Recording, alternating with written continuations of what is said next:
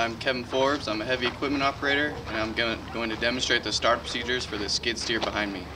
I've already done a walk-around safety inspection and control identifications. We do startup procedures to get familiar with the controls, make sure all the attachments work properly, and cycle hydraulic fluid through the system. Let me demonstrate.